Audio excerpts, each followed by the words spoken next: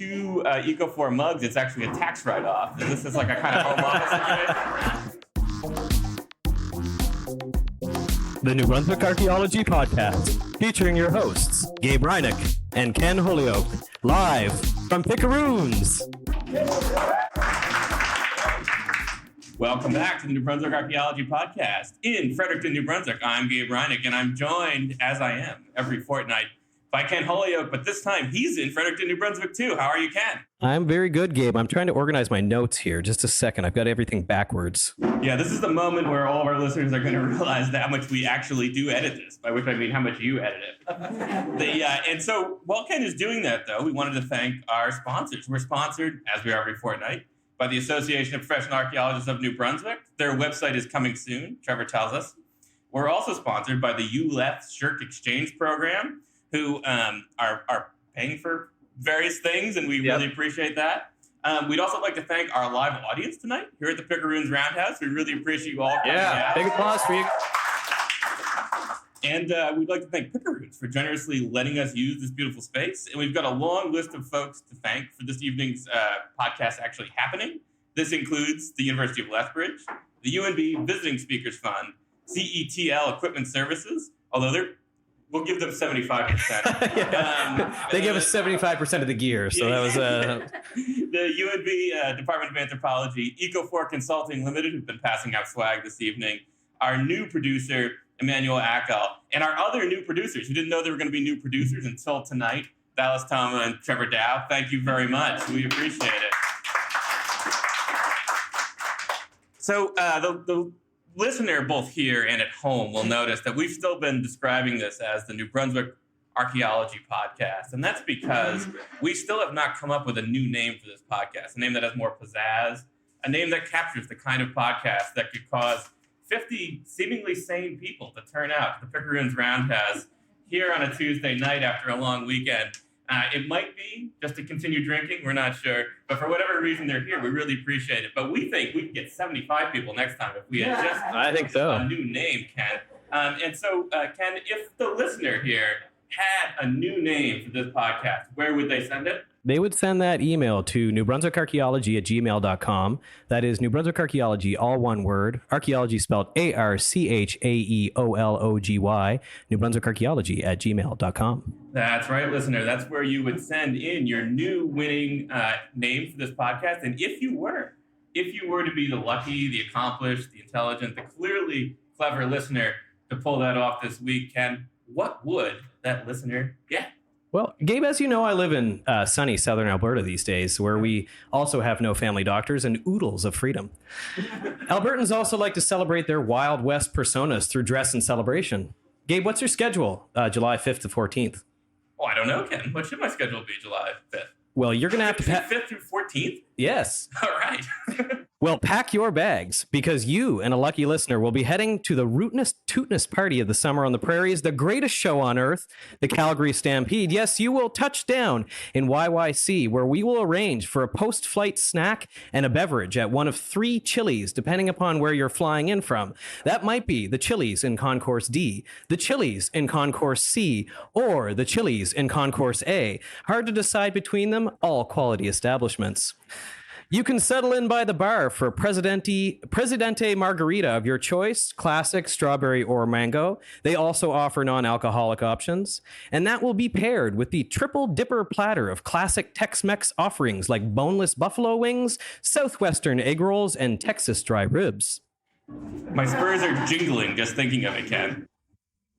As you exit the airport, I'll meet you with some cowboy boots, a large best summer ever belt buckle, courtesy of JT Kenny's campaign, and the finest 10-gallon or 42 metric liter hat a federal grant can purchase.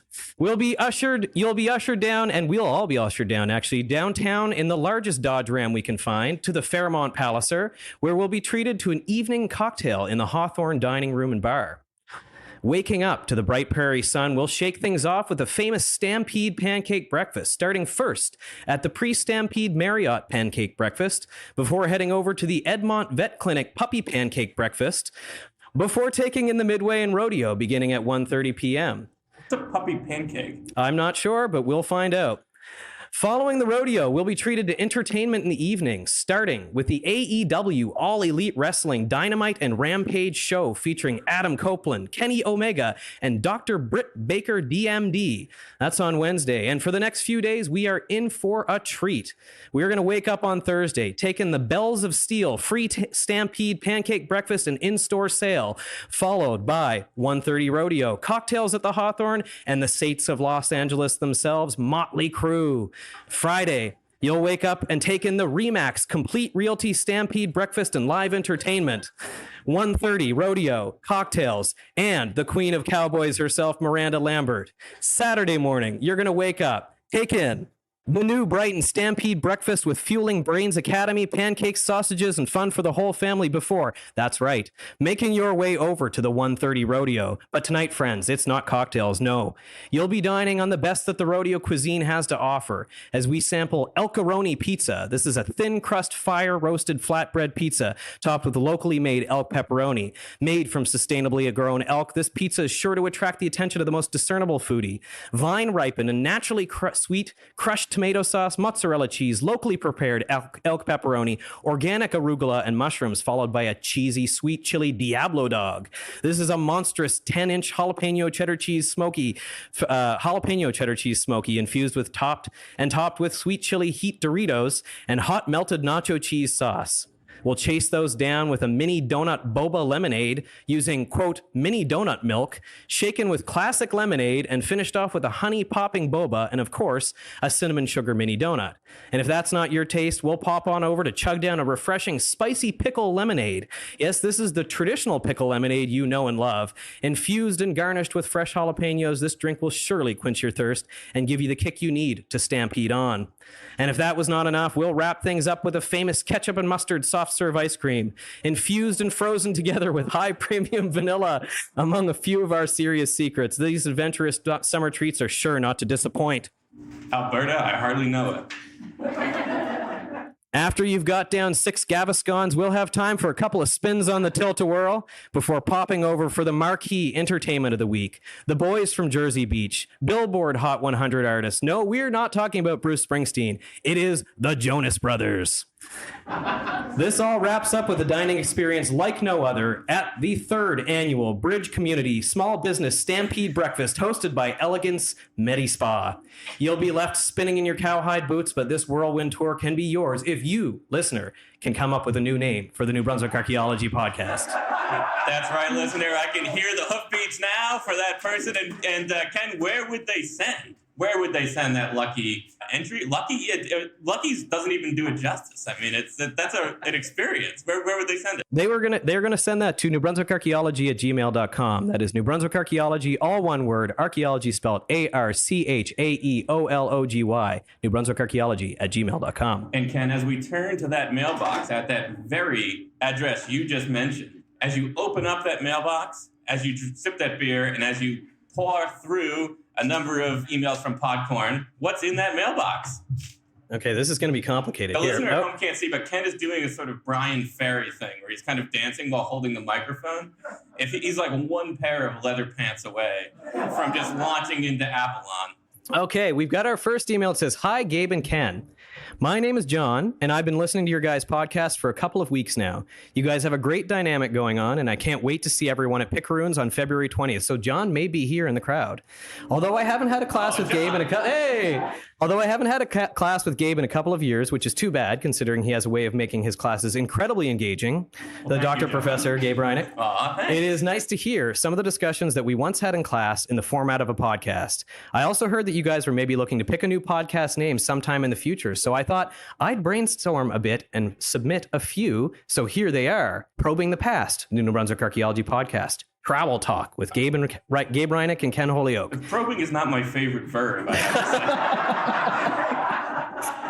Reinick and Holyoke's Heritage Hour. I think that's actually a Heritage 2 hours usually. We're a long hour.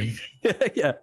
The Reinick and Holyoke Heritage Podcast uncovering New Brunswick and the all American archaeology podcast featuring Gabe Reinick and Ken Holyoke. Well, those are some excellent suggestions.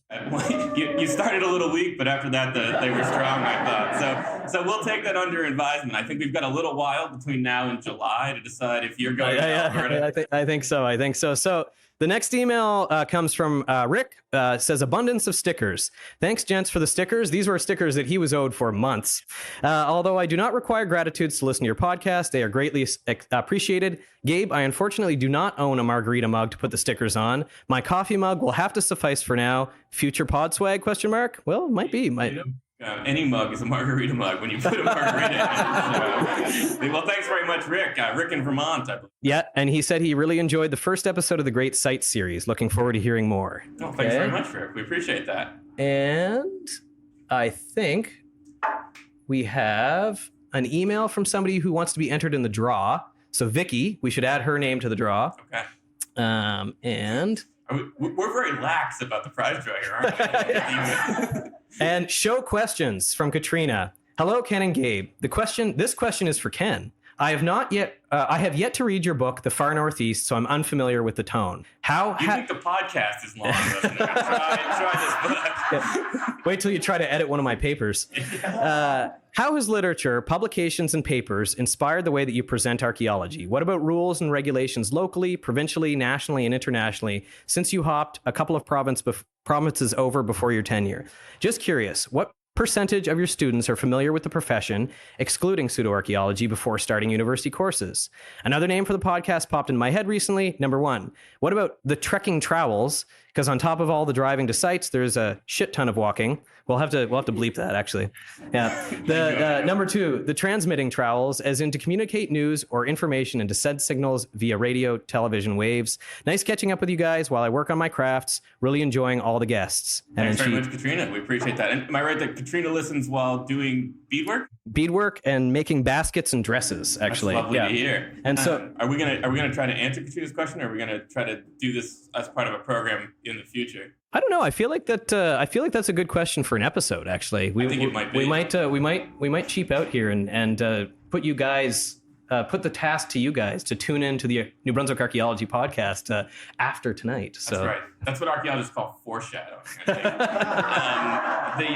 And we may also put some of these questions to our illustrious guest star. Yes. Who we're going to have on here shortly. So thanks very much to everyone who wrote in. We really appreciate it. We always look forward to getting your mail, and I always look forward to Ken reading your mail. And I think, Ken, we have a very exciting guest this evening. We do. Do we want to give out a prize though before we bring the guest on? Yeah, let's do a prize. Yeah, we'll do one more. We'll do a live prize here, and then we'll do a prize at the end of the taping. That's right. We have 2 left, right? Could you write Vicky on a tag before you do this? Apparently, we've somehow. Sorry, the listener at home can't tell that Ken and I are kind of tied up in some cords right now. Yeah. And I actually can't move without tearing the whole operation down. So I'm sort of swiveling on this chair. While Ken, usually I'm the more graceful one, but Ken is pirouetting around here. And but Trevor can loop through even the most daunting of circumstances.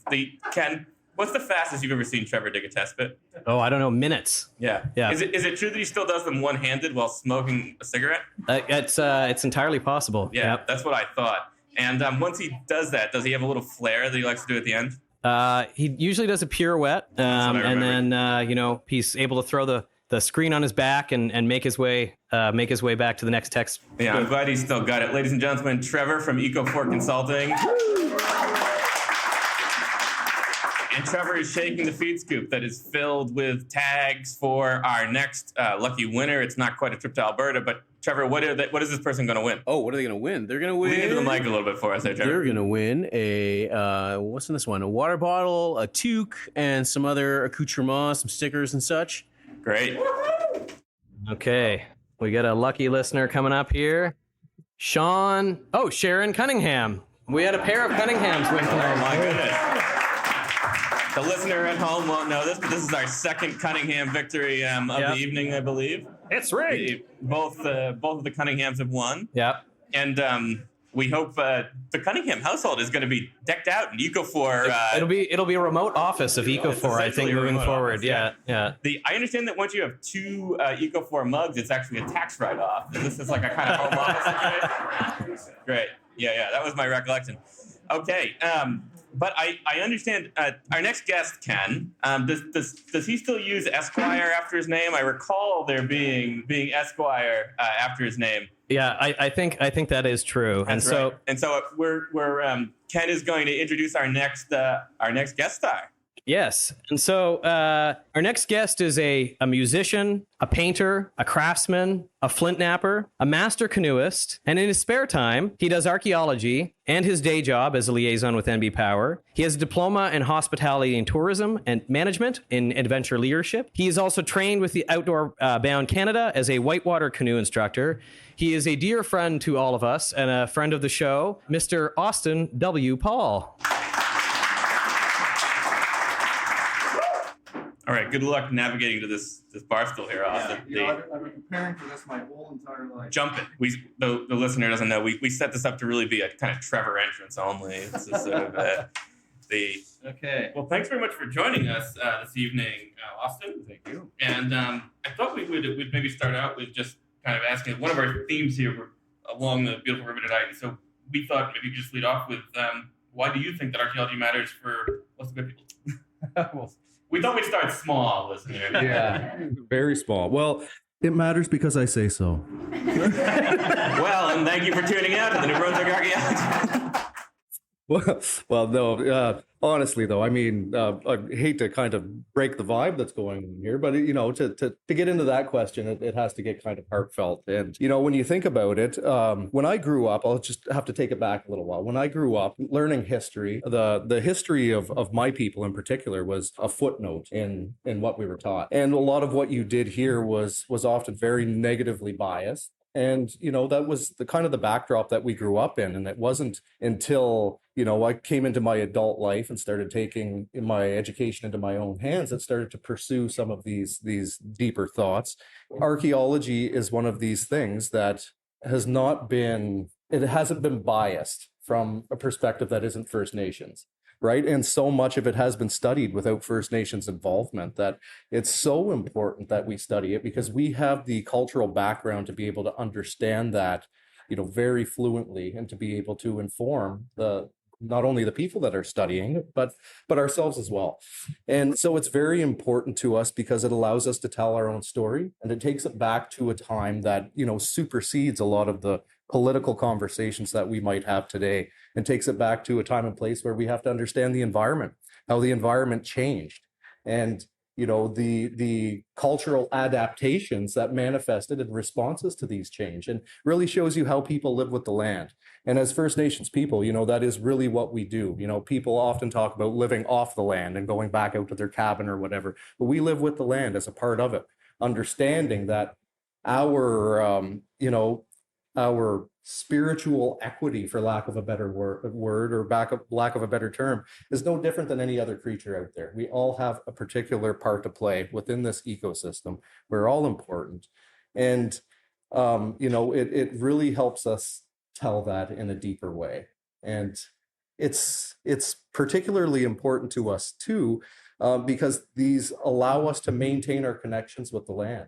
And, it wasn't until, starting my archaeological journey and meeting people like yourselves and learning the depth that we've occupied these spaces is really fantastic. And, it's really quite inspiring. And to look into these studies and to learn as much as you can really inspires you to be able to stand strong and know where you came from and the hardships, the ingenuity that people really had to come up with to thrive in this landscape.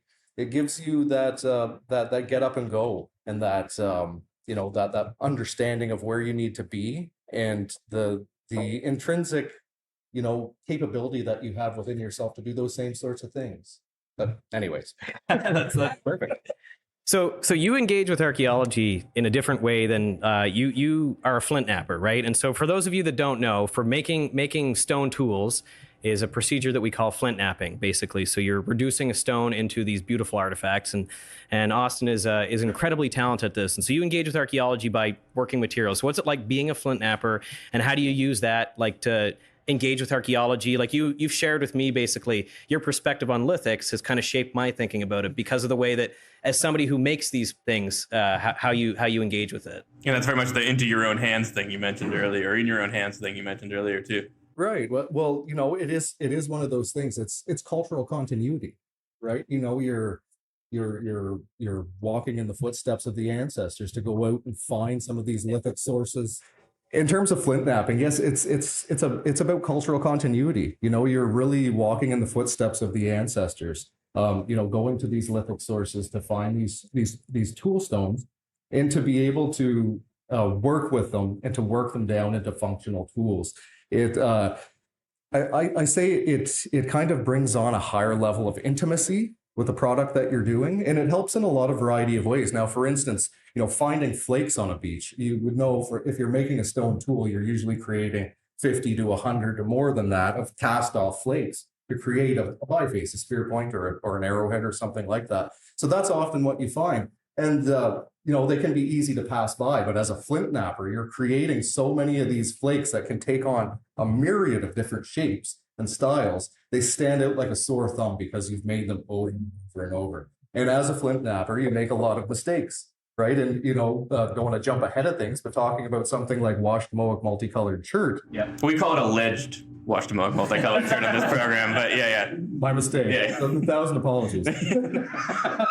But when you're making tools out of that, the waste ratio, for me at least, as someone who hasn't grown up working the stone, that's kind of learning it on the fly, it's a great waste ratio. Off of an 80-pound block, I might get 4 projectiles.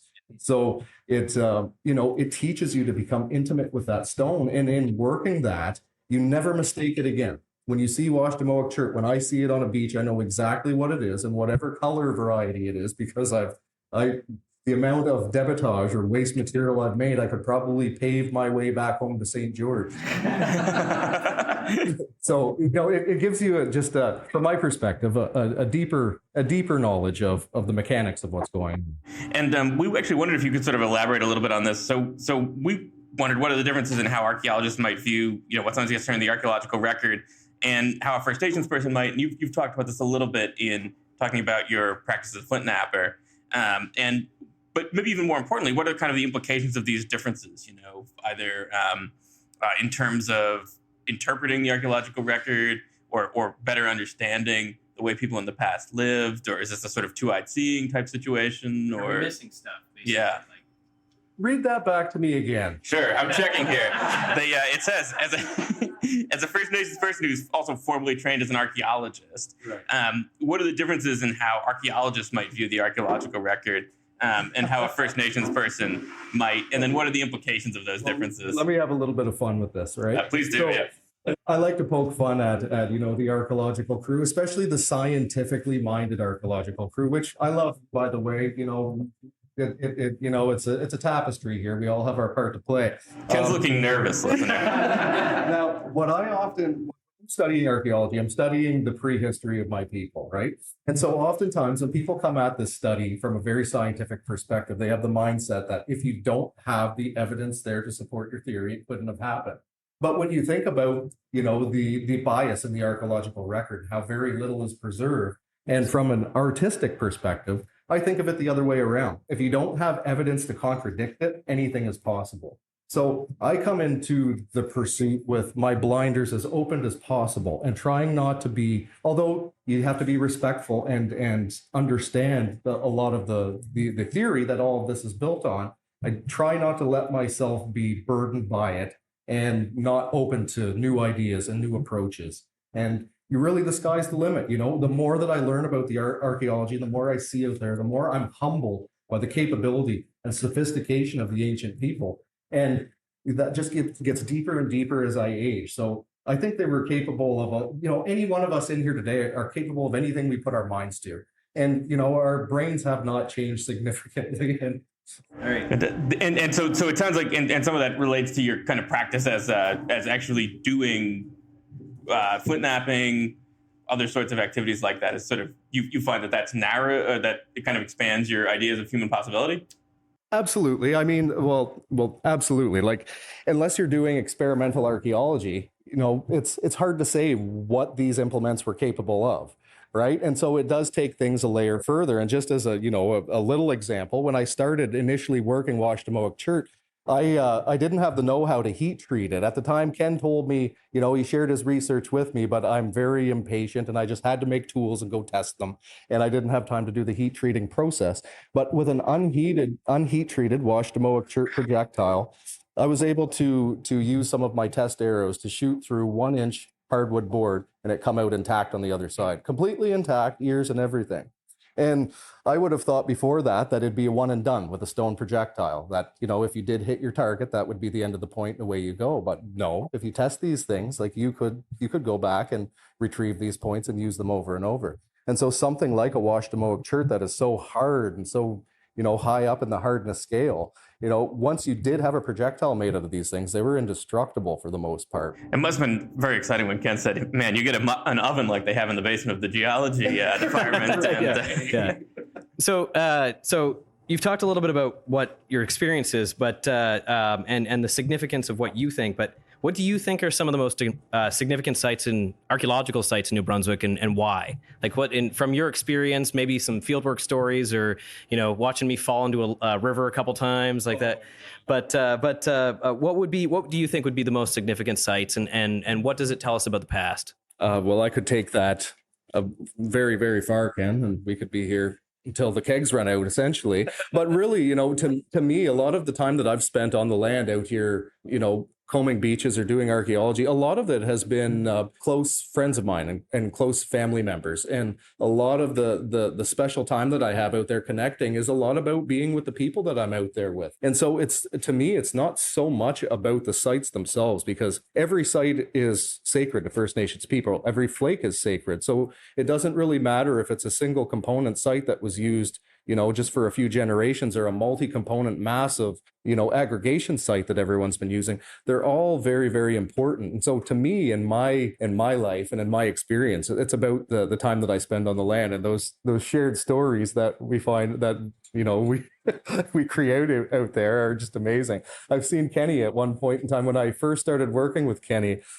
We had this particular project where we couldn't backfill our test pits, and we had a whole whack of rain over a few weeks, and these test pits that were dug down to 1.2 meters filled up with water. And I had fallen in one day, and I wasn't very proud about it, but thankfully not a lot of people saw it, and I was able to move on. But I saw poor Kenny come over to help me finagle a tarp, and as he's jerking on this thing, he falls over into that test pit right up to his chin.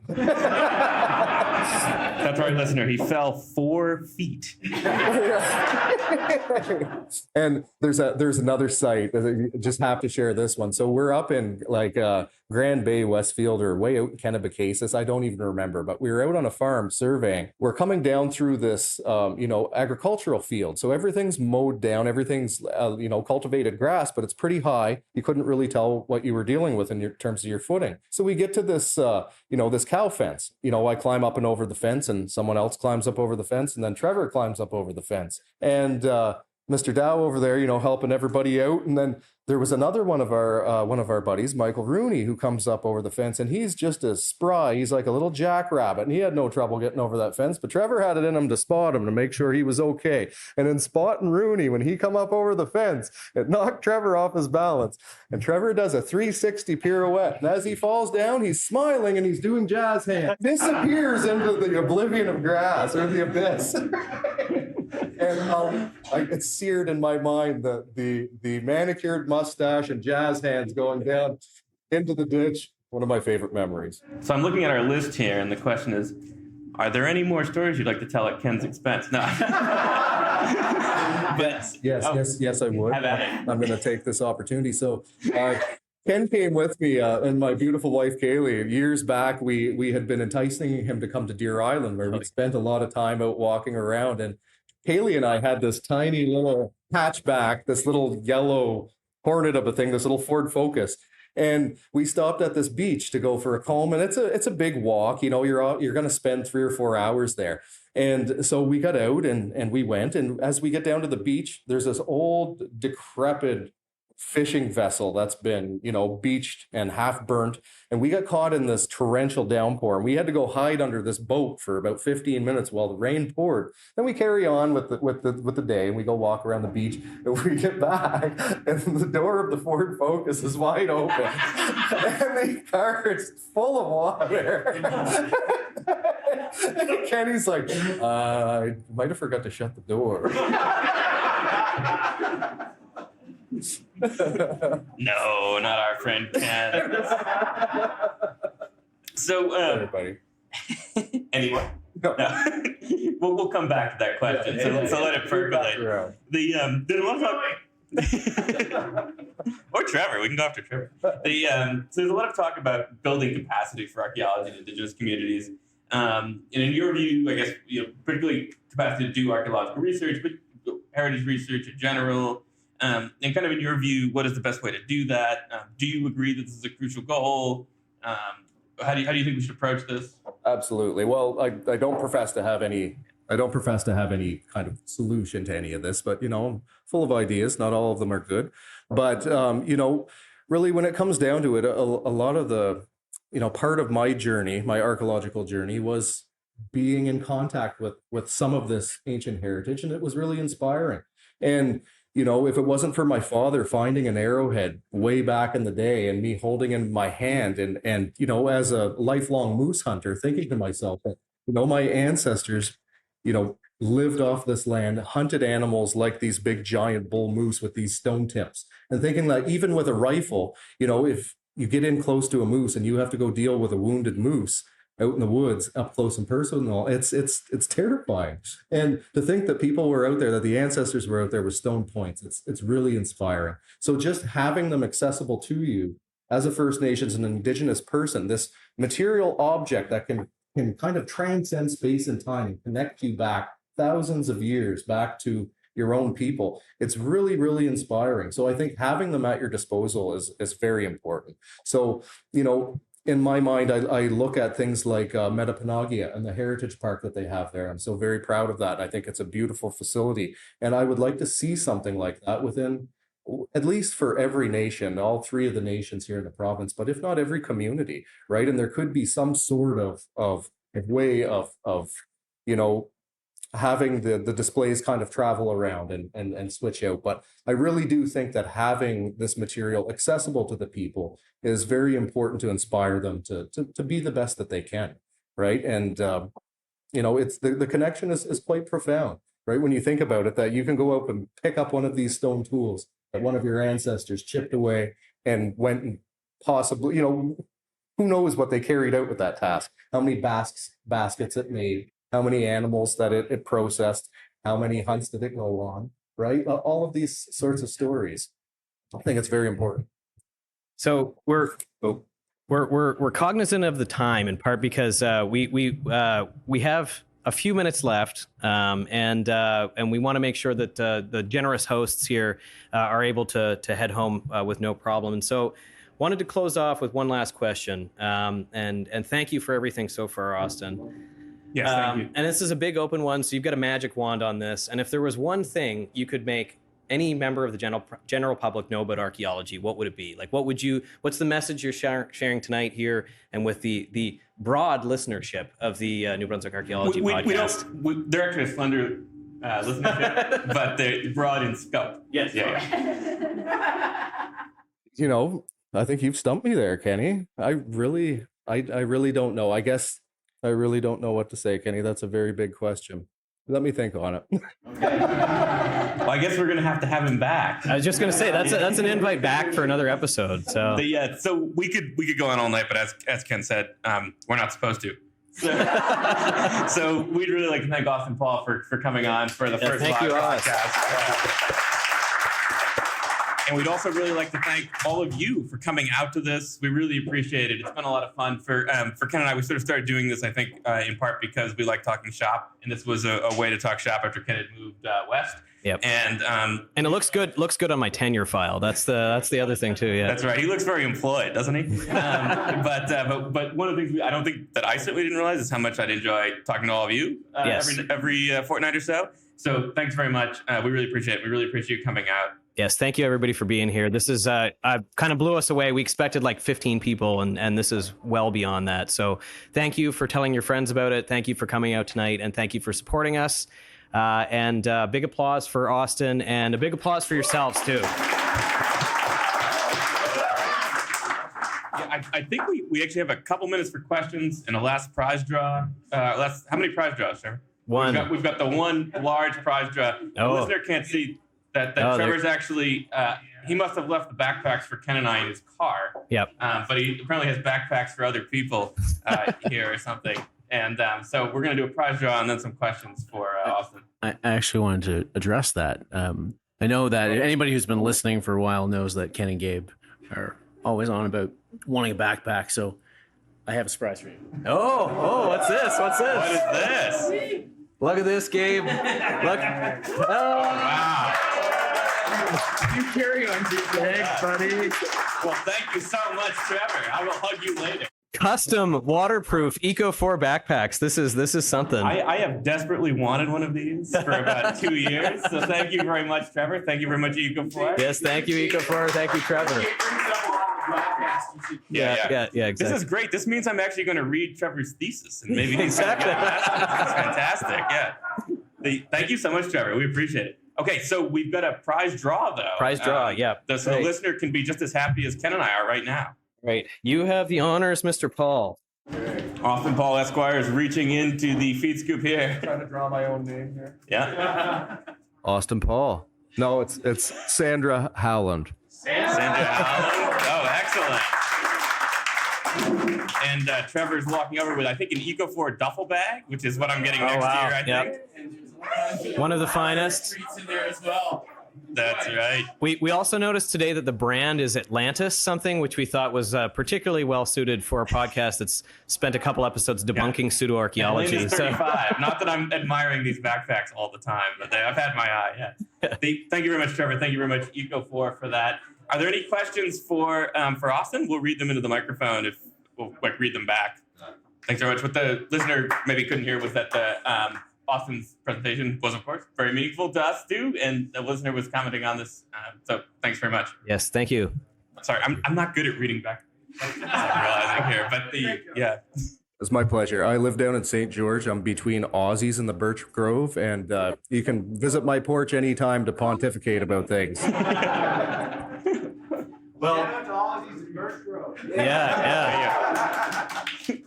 So I think that might be, I think we're looking at a half-empty bottle of Courvoisier, Gabe. I think we are, although tonight we've broken our usual rule. We usually only drink Courvoisier, but tonight, Ken, what have you had from Pickering's? I have had, I believe the first one was a Simeon Jones, That's right. And we are currently having a 506 Pale Ale, which is delicious and refreshing. It is a first here on the New Brunswick Archaeology Podcast. The Courvoisier is hidden away in mugs, but we've had beer tonight. So thanks very much, Pickering's. Thank you all very much for coming out. We really appreciate it. Thank you, everybody. This is really cool for us and hopefully for you too. So thank you. And no hit pieces tonight, but we'll talk to you in a fortnight. Yeah.